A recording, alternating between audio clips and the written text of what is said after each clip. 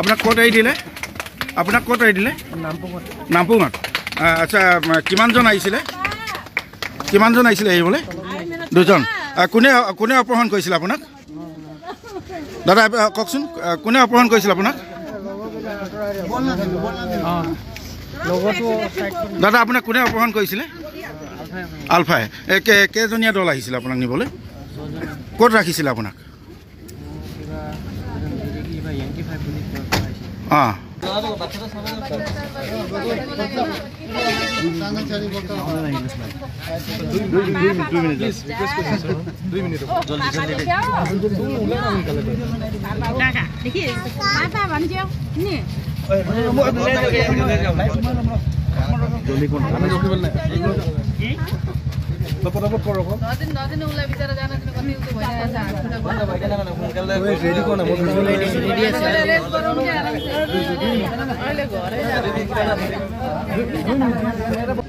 পইচা লেনদেনৰ কথা কৈছিলে তেওঁলোকে আচ্ছা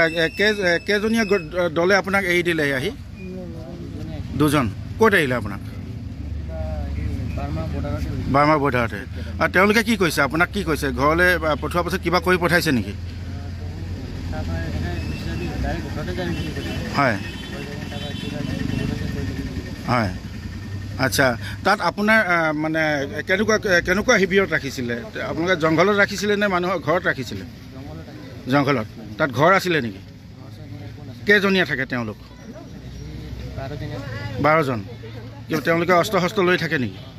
হয় তেওঁলোকে আলফা বুলি স্বীকাৰ কৰিছে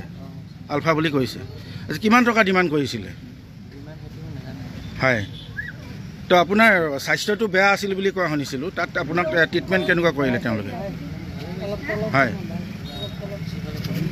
দৰৱ চৰৱ দিছে তেওঁলোকে খোৱা বোৱা হয় ভাল লাগিছে খৰচ ডাঙৰীয়া হয় মই দুই হাত জোৰ কৰি কৈছোঁ আপোনাক মই ধন্যবাদ দিছোঁ বহুত ভাল লাগিলে আপোনাক হয় ধন্যবাদ দিছোঁ মোৰ ল'ৰা